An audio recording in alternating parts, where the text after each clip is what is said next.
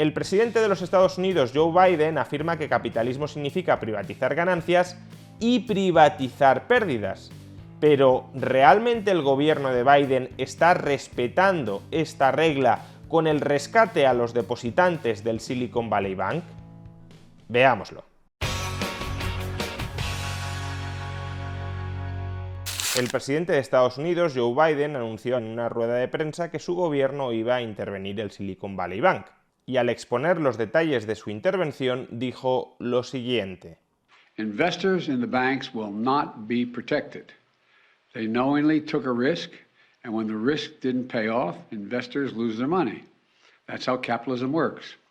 Los inversores invirtieron su dinero en unos activos que esperaban que les proporcionaran una rentabilidad a cambio de asumir unos riesgos, y cuando esos riesgos se materializaron en pérdidas, los inversores han perdido su dinero. Y en consecuencia, de la misma manera que las ganancias de los inversores son privadas, es decir, los inversores retienen el dinero que ganan cuando invierten correctamente, las pérdidas también han de ser privadas. Es decir, esos inversores que asumieron riesgos esperando obtener ganancias, si no obtienen ganancias, sino pérdidas, han de sufrir en su totalidad esas pérdidas. Si yo tengo permitido asumir riesgos extraordinarios persiguiendo rentabilidades extraordinarias, pero no tengo por qué hacerme cargo de las pérdidas, de los quebrantos que se deriven de esos riesgos extraordinarios que he asumido voluntariamente, entonces es obvio que los inversores tenderán a asumir mucho más riesgo del que deberían asumir. Tiro una moneda al aire, si sale cara gano, si sale cruz no pierdo. En consecuencia, tiraré muchísimas monedas al aire. Esto es lo que se conoce como riesgo moral, y es un riesgo moral que derivaría en este caso de socializar las pérdidas privadas de los inversores entre todos los contribuyentes. Por tanto, el gobierno de Joe Biden hace bien en no rescatar a los inversores en el Silicon Valley Bank, es decir, hace bien en imputarles todas las pérdidas a accionistas y a bonistas, a aquellas personas que invirtieron en este banco esperando obtener altas rentabilidades y al final lo que han obtenido son altas pérdidas que desde luego tienen que comerse. Esto es algo que, por cierto, algunos hemos defendido desde hace más de una década. Ninguna parte de la economía, tampoco el sistema financiero, debería organizarse bajo el principio de beneficios privados, pérdidas socializadas. O se socializan beneficios y se socializan pérdidas, o se privatizan beneficios y se privatizan pérdidas. Y evidentemente el capitalismo liberal responde a este último principio. Cada individuo se responsabiliza de las acciones que toma con el propósito de obtener ganancias. Si ganas para ti, si pierdes también para ti. Y es que sí, algunos inversores, los accionistas y los bonistas, lo van a perder todo. Pero otros inversores, como son los depositantes, aquellos que mantenían una cuenta corriente en el Silicon Valley Bank, no lo van a perder todo. Al contrario, van a ser rescatados al 100%. De hecho, si el gobierno de Biden no hubiese intervenido y hubiese modificado las normas de resolución bancaria dentro de Estados Unidos, lo que habría sucedido con el Silicon Valley Bank es algo bastante sencillo. De entrada y en principio, los accionistas lo perderían todo, los bonistas lo perderían todo y los depositantes lo perderían todo, salvo $250.000 por depósito que están garantizados por el FDIC, por el Fondo de Garantía de Depósitos de Estados Unidos. En realidad, a medio plazo ni siquiera habría sucedido exactamente esto.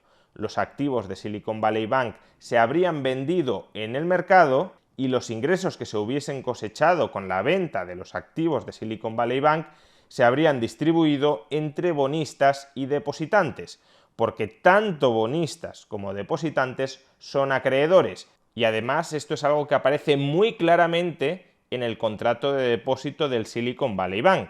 Tal como podemos leer, nuestra relación contigo, entre el banco y el depositante, será la relación que existe entre deudor y acreedor. En otras palabras, nosotros te debemos a ti la cantidad que figura en tu depósito, sujeto a los términos del acuerdo de depósito. En otras palabras, los depositantes son acreedores del banco y, por consiguiente, dentro de un concurso de acreedores, el depositante no tiene preferencia en el recobro a partir de los activos frente al bonista.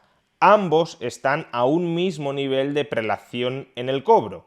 Es más, el depositante podría incluso estar en una posición subordinada frente a aquellos bonistas garantizados, es decir, aquellos inversores que han adquirido bonos cuyo repago está garantizado por una cartera específica de activos. Pues bien, lo que ha hecho Biden es alterar toda esta jerarquía de cobros. Ha impuesto una prioridad absoluta de cobro de los depositantes frente a los bonistas, cualquiera que sea el importe de los depósitos. Por tanto, serán accionistas y bonistas, será la ruina, la descapitalización de estos dos colectivos del Silicon Valley Bank, la que sufrague gran parte del rescate a los depositantes que ha articulado el gobierno de Biden.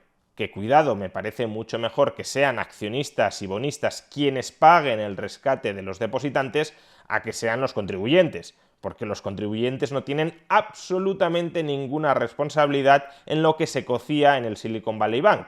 En cambio, accionistas y bonistas sí tienen una responsabilidad más directa o más indirecta, pero en todo caso una responsabilidad en cómo se ha administrado el Silicon Valley Bank. Y por tanto, antes que los contribuyentes, quienes tienen que pagar, sin duda, son accionistas y bonistas. Pero el punto sigue siendo por qué los depositantes no tienen que pagar también, al menos en parte. ¿Por qué si una empresa como Circle, la compañía emisora de la stablecoin USDC, tiene más de 3.000 millones de dólares en depósitos en el Silicon Valley Bank, por qué esta compañía no ha de sufrir ningún tipo de quita sobre sus depósitos? Y en cambio un inversor que haya comprado un bono a un año del Silicon Valley Bank, quizá por 100.000 o 200.000 dólares, tiene que sufrir una quita del 100% sobre el importe de ese bono. Al final, lo que está imponiendo el gobierno de Biden es que las acciones y los bonos son instrumentos arriesgados y los depósitos son instrumentos sin riesgo.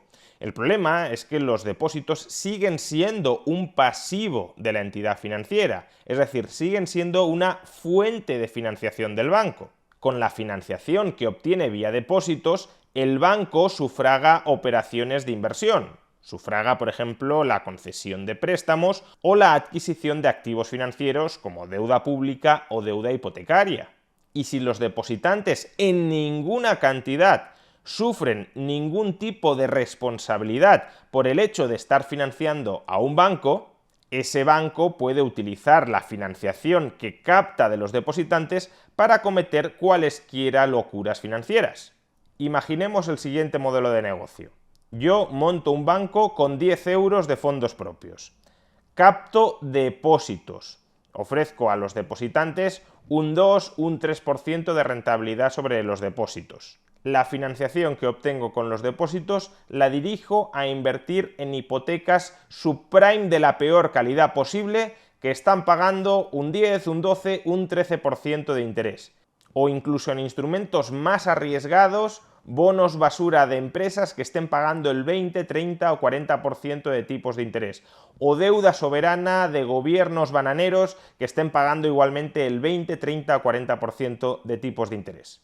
Si finalmente esos gobiernos, esas empresas en dificultades financieras, los hipotecados subprime, me terminan pagando lo que les he prestado, todos esos gigantescos beneficios me los apropio yo, que he montado el banco con 10 euros de capital. Y si en cambio, como es en gran medida previsible, muchos de esos préstamos que he efectuado a empresas, a gobiernos, a familias sin capacidad de repago, si muchos de esos préstamos terminan impagándose, yo como accionista del banco perderé 10 euros. Pero ¿quién se comerá todas las otras pérdidas derivadas de mis malas inversiones? Los depositantes no, a pesar de que han sido ellos quienes han posibilitado que yo invirtiera en todo esto, porque ellos me han dado la financiación al 2 o al 3% para que yo cometa todas estas locuras. Pero si los depositantes no tienen ninguna responsabilidad y se los rescata siempre al 100%, ¿quién terminará pagando todo esto? Pues o bien otros bancos, que es el modelo que ha impuesto Biden, o en última instancia, si no se puede pagar a través de otros bancos, quien sin duda lo pagará es el contribuyente. En realidad, el exagerado modelo de negocio que os he expuesto hace unos minutos no sería posible dentro del marco regulatorio que tenemos hoy. El acuerdo de Basilea III impediría crear un banco con tan poco capital, con tan pocos fondos propios. Si quiero asumir mucho riesgo como el que estaba asumiendo, necesitaré, según este marco regulatorio, mucho más capital. Pero ubicándonos dentro de esta regulación, sí podemos extremar el riesgo que estamos asumiendo gracias a la financiación que obtenemos de los depósitos. Por tanto, en el margen y bordeando la regulación, sí es posible el riesgo moral, y ese riesgo moral, sin duda, se ve impulsado, se ve recompensado si a los depositantes se les rescata plenamente, porque en ese caso los depositantes no van a tener ningún celo a la hora de vigilar si el banco en el que mantienen sus depósitos está adoptando una estrategia de negocio viable, sostenible a largo plazo o no lo está haciendo. Y muchos podréis pensar, bueno, pero es que las familias, los pequeños inversores no saben valorar si un banco está desarrollando un modelo de negocio sostenible o insostenible. No tienen los conocimientos financieros suficientes para hacerlo. Por tanto, en cualquier caso, no retirarán sus depósitos, haga lo que haga el banco con ellos. Pero recordemos que el gobierno de Biden no solo ha rescatado a pequeños depositantes, también ha rescatado a grandes y gigantescos depositantes. Empresas que tenían cientos o miles de millones de dólares depositados en el Silicon Valley Bank. Y estas empresas, sin duda alguna, sí poseen conocimientos financieros suficientes para enjuiciar si la estrategia que estaba desarrollando el Silicon Valley Bank era sostenible o no lo era. Y si esas compañías depositantes en el Silicon Valley Bank se despreocupan de lo que haga el Silicon Valley Bank con la financiación que le están dando, sin duda deberían ser corresponsables. Y precisamente si se las vuelve corresponsables y si por tanto se ponen a vigilar, a supervisar qué está haciendo aquel banco al que le proporcionan financiación, si observan que ese banco está adoptando una estrategia de negocio demasiado arriesgada, demasiado peligrosa, que pone en riesgo la capacidad de repago de los depósitos por parte de ese banco, si esas grandes empresas empiezan a retirar los depósitos del banco porque ya no se fían del banco, después de las grandes empresas vendrán los pequeños depositantes que por si acaso, y dado que una gran empresa que tiene mejor información que yo lo está retirando, muchos de ellos también empezarían a retirarlos, es decir, se fraguaría un pánico bancario.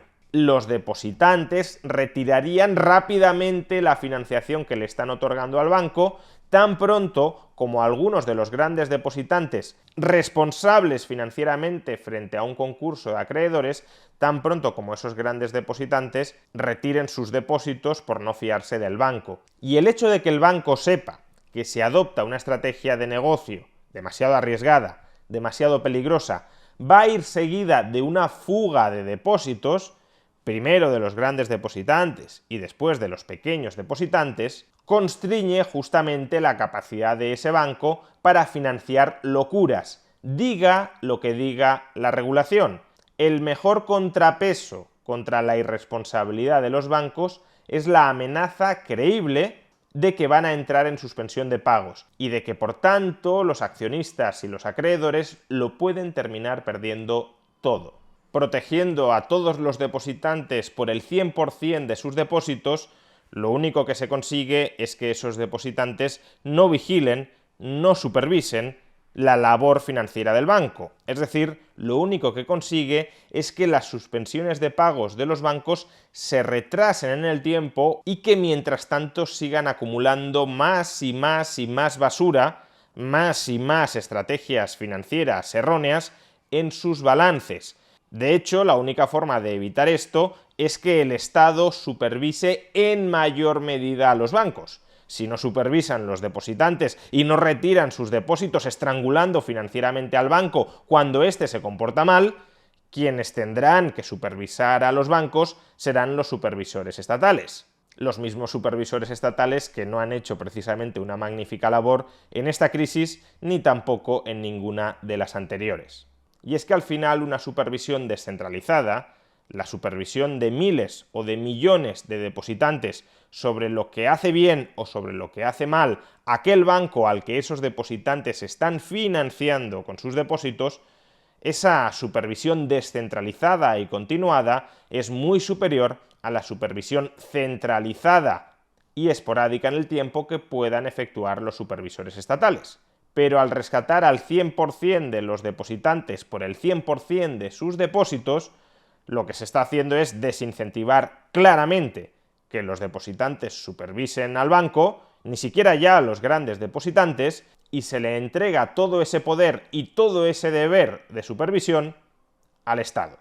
En definitiva, sí, capitalismo es privatizar las ganancias y privatizar las pérdidas. Y en ese sentido hay que celebrar que Joe Biden, al menos de momento, se haya opuesto a socializar las pérdidas del Silicon Valley Bank y de otros bancos regionales de Estados Unidos en una situación similar, se haya opuesto a socializar esas pérdidas entre todos los contribuyentes. Pero es que las pérdidas han de privatizarse entre todos aquellos que suministran financiación al banco que ha quebrado. Y todos los que suministran financiación a un banco son accionistas, bonistas y depositantes.